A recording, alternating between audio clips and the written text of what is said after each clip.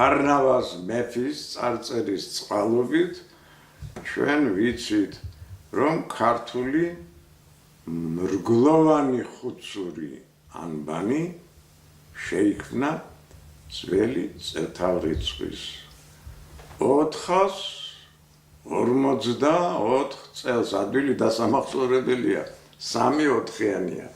ძველი წელთაღრიცხვის, ესე ქრისტეს შობამდე 454 წელს. ნახლა ქართული ანბანის უფრო დაწვრილებით შევეხოთ ამ საკითხს. რა ცნობები გაგვაჩნია ქართული ანბანის შესახებ? უპირველეს ყოვლისა ეს არის ფარნავაზ მეფის მემატიანის ცნობა იმის შესახებ, რომ ესე ფარნავაზ იყო პირველი მეფე ქართლსაშინა, ქართლოსისა ნათესავთაგანი, ამან განავრცო ენა ქართული და აღარ აიზრახებოდა სხვა ენა ქართლსაშინა თვინიერ ქართულისა და ამან ფარნავაზ შექმნა წიგნობრობა ქართული. აი ეს კარგად არ ესმით ზოგ მეცნიერს გონია და სამწუხაროდ გონია, რომ აქ ლაპარაკია თითქოს იმის შესახებ, რომ ფარნავაზ მეფემ შექმნა, იგი მანამდე არ არსებობდა, შექმნა წიგნობრობა, ანუ ანბანი ქართული. ეს მცდარი აზრია. წიგნობრობა არ ნიშნავს ანბანს. ამან ფარნავაზ შექმნა წიგნობრობა ნიშნავს წერა კითხვას. წიგნობრულ რა მიმოწერას. წიგნობრობა ქართული. საქმე ის არის, რომ ქართული აქ ნიშნავს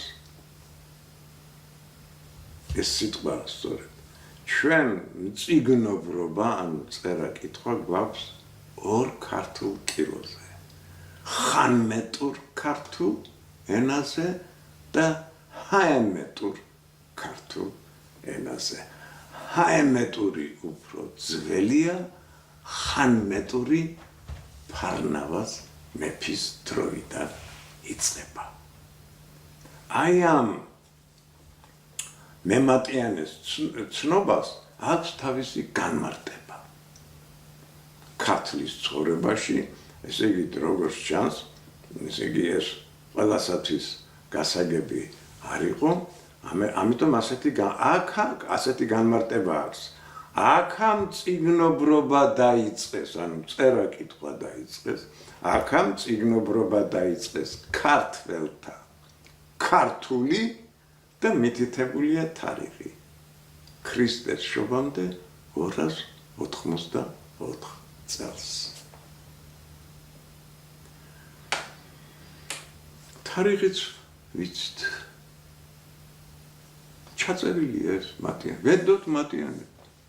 ცნობილია, იციან, ყველაფერი იცოდნენ ძველად.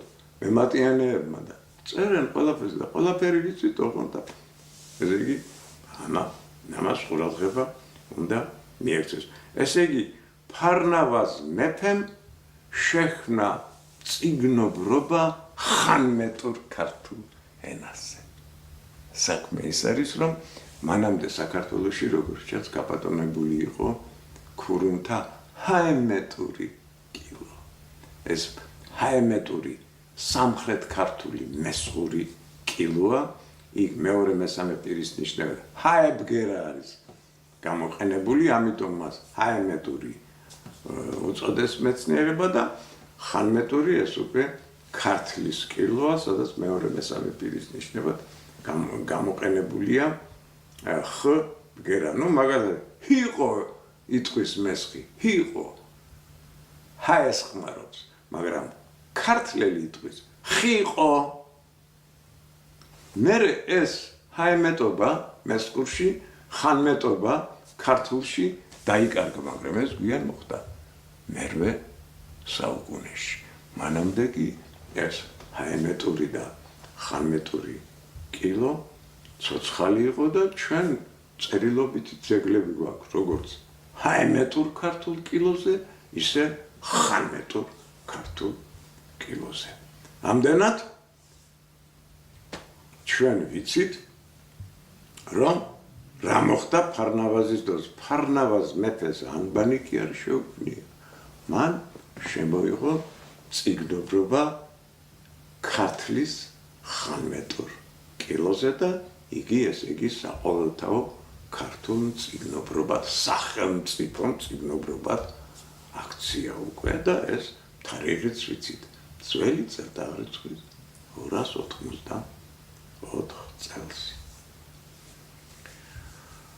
ამ ცნობას განმარტავს სულხან საბა ორბელიანი, ესე იგი ამ მატიანის ცნობას.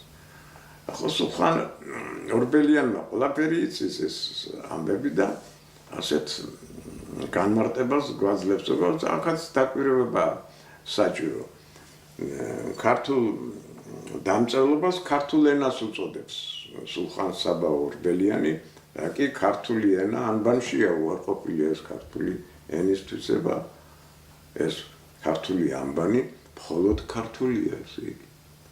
ჩვენ ვერ ვიტყვით მაგალითად, რომ ინგლისელებს თავისი ანბანი აქვს, გერმანელებს თავისი, ფრანგებს თავისი. არა, ეს არის ბერძნულიდან მომდინარე, მერე ლათინურიდან მომდინარე, არც ერთ სხვა ერთს ანბანი არ შეუქმნია. ქართველების გარდა ანბანური დამწერლობა მხოლოდ ჩვენ გვაქვს და ქართული ანბანი ეს არის ქართული ენა რა. ენა ქართული ამბობს სულხან საბა ორბელიანი შესრულებული და განვრცელებული და განრკვეული ფარნავაზ ქართველთა პირველისა მეფისა მიერ ბრძნისა და გონიერისა, რომელი იყო ძეთაგან ქართლოსიანთა წარმართი. ამას ამბობს ბრძენი ყოვლისმცოდნე სულხან საბა ორბელიანი. ხომ და მეცნიერებმა შეისმინოთ და ხომ და ვიცოდეთ, რას გვეუბნება სულხან საბა ორბელიანი. ესე იგი, პირველი რას ამბობს სულხან საბა ორბელიანი, ენა ქართული და გულისხმობს ქართულ დამწერლობას. ეს ერთი. მეორე, ენა ქართული შესრულებული. რას ნიშნავს შესრულებული? შესრულებული ნიშნავს არა ისეთი მნიშვნელობით უნდა გავიგოთ, როგორც დღეს გვესმის, არამედ ნაკლული შევსებული. ფარნავაზ მეფემ ესე იგი ანბანი შეავსა. და ეს მართლაც ასია და ეს დავათის სტელამ ცხადყო, დავათის ქვაჯვარმა, რომელიც აღმართულია 300 თარიღიანი ქვასვეტია 367 წლისა ახალი წელთაღრიცხვის უკვე ქრისტიანული ძეგლია.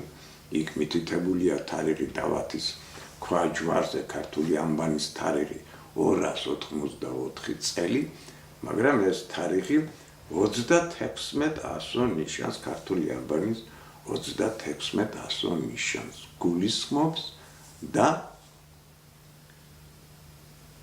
მითითებულია დავათის სტელაზე ამ 36 ასო ნიშნის ქართული ანბანის შემოღების თარიღი ძველი წელთაღრიცხვის 284 წელი.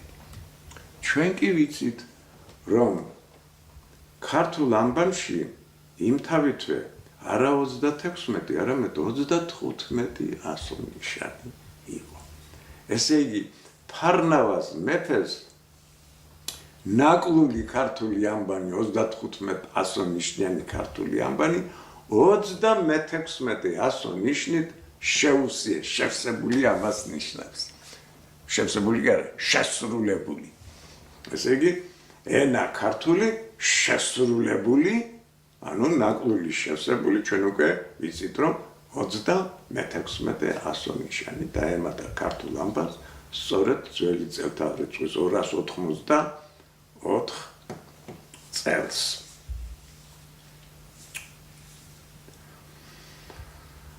შემდეგ ესე იგი შესრულებული და განვრცელებული რას ნიშნავს? რა თქმა უნდა ისევ ამბანი, განივრცო ამბანი.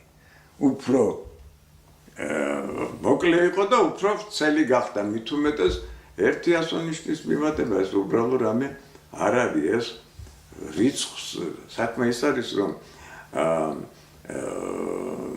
35 ასონიშანი 8000 ანგარიშობს და 36 უკვე 9000 ანგარიშებს და თვლა 1-დან 10000-მდე ხდება ესე იგი ამ 36 ნიშნის მიმატებით რიცხვთა ათვლა 10000-მდე შესაძლებელია.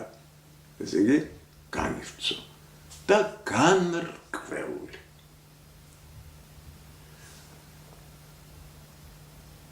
განრკვეული ეს იმას ნიშნავს, რომ ქართული ამბანი საიდუმლო იყო და ეს საიდუმლო გაცხადდა, გაირკვა.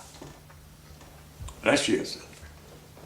საქმე ის არის, რომ თუ ჩვენ 36 ასონიშანს მივამატებთ ქართულ ამბანს, 35 იყო, ამის შესახებ მე ვიტყვი, რომ მართლაც 35 იყო ეს ცნობილი. მივუმატებთ 36 ასონიშნად, შეიძლება ჩვენ ანბანი ავითვალოთ 12-ულებით. პირველი 12 ასონიშანი, მეორე 12 ასონიშანი 24-ის ჩათვლით და მეხუთე 12-ული, ესე იგი 25-დან 36-მდე. 35-დან ჩვენ ამას ვერ გავიგებთ. ესე იგი რა შეასაქმე? გაირკვა ის ამბავი, რომ ჩვენ შეგვიძლია წელიწადის თვეები ვიანგარიშოთ. მზის 4 წლეული ქართული მზის კალენდარი რას ნიშნავს? რომ ჩვენ უნდა უპირველეს ყოვლისა ავითვალოთ 4 წლეული. როგორ უნდა ავითვალოთ? პირველი წელიწადის 12 თვე, მეორე წელიწადის 12 თვე, მესამე წელიწადის 12 თვე, მაგრამ ნაკიანი. აი 36 ასონიშნის მიმატებით სწორედ ნაკიც კეთდება. ესე იგი საყოველთაო ანბანი შემოდის როგორც 4 წლეული ათვლის სისტემა. პირველი 12 ასონიშანი წელიწადის 12 თვე, მეორე 12 ასონიშანი ქართული ანბანისა მეორე წელიწადის 12 თვე, მესამე ნაკიანი 12 თვიანი წელიწადი და მეოთხე ისევ თავიდან იწყება, ისევ უნაკო. ესე იგი, აი ამ 36 ასონიშნის მიმატებით ნებისმიერ ქართველს ანბანის რიცხვითი მნიშვნელობის ათვლა შეუძლია და კალენდრის ათვლა შეუძლია, ესე იგი, როდის მოდის ნაკიანი წელიწადი, მესამე წელზე მოდის ნაკიანი წელიწადი და მეოთხე თავიდან ისევ უნაკო, მერე ისევ თავიდან იწყება ათვლა 4 წლეულებისა.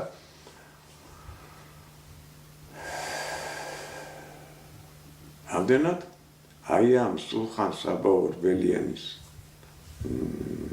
უწყების თანახმად, ესე იგი ჩვენ ვიცით, რომ ფარნავაზ მეფემ, ესე იგი არა მარტო შექმნა წიგნობრობა ქართული, არამედ ანბანი 36 ასონიშნით შეავსო და ეს ქურუმთა მზის კალენდარი საყოველთაო, ესე იგი ცოდნად გახადა რა.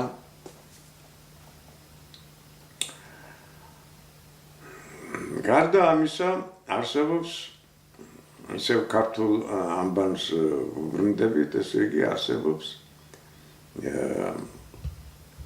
შემეცნებათა მატიანე, რომელიც გვაუწყებს ქართული ანბანის შექმნის შესახებ. ეს შემეცნებათა მატიანე ერთგვარი განმარტებაა აი ამ ისევ ამ უწყებისა, რომ ამან ფარნავაზ შექმნა წიგნობრობა ქართული. ახლა რას გვეუბნება ეს მატიანე? არა უწიგნონი იყვნენ ქართველნი უწინარესთა ჟამთაცა შინა ვიდრე ფარნავაზამდე იგინის წერდნენ უხუცესთა წერილითა ესე იგი ქურუმთა წერილითა იგინი იყვნენ კერპთა მღვდელნი და მემსხვერპლენი ერისანი ღმერთთა მიმართ და წერილი მათი არც წერილი ესე ხუცური ჩვენი და წერილნი ხუცესნი პირველსა ჟამსა კნილას წერილისაგან ებრაულისა და ქალდეურისა ყველაფერი ვიცით ესე იგი ფარნავაზმა კი არ შექმნა ანბანი ფარნავაზმა ხანმეტური მწიგნობრობა შემოიღო და ანბანი შეავსო 36 ასონის თორემ ანბანი შექმნილია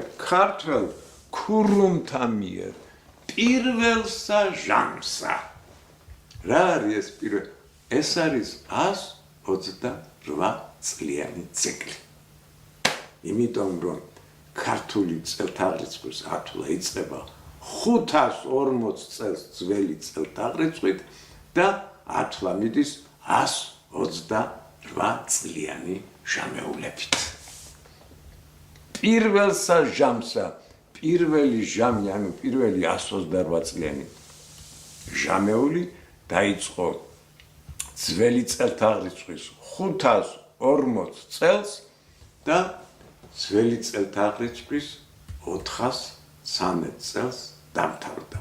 მეორე 128 წლიანი ჟამეული დაიწყო ძველი წელთაღრიცხვის 412 წელს და ძველი წელთაღრიცხვის 285 წელს დამთავრდა. 200 ძველი წელთაღრიცხვის 284 წელს იწყება მესამე 128 წლიანი ციკლი, ანუ ფარნავაზ მეფის ქართული ეროვნული წელთაღრიცხვა.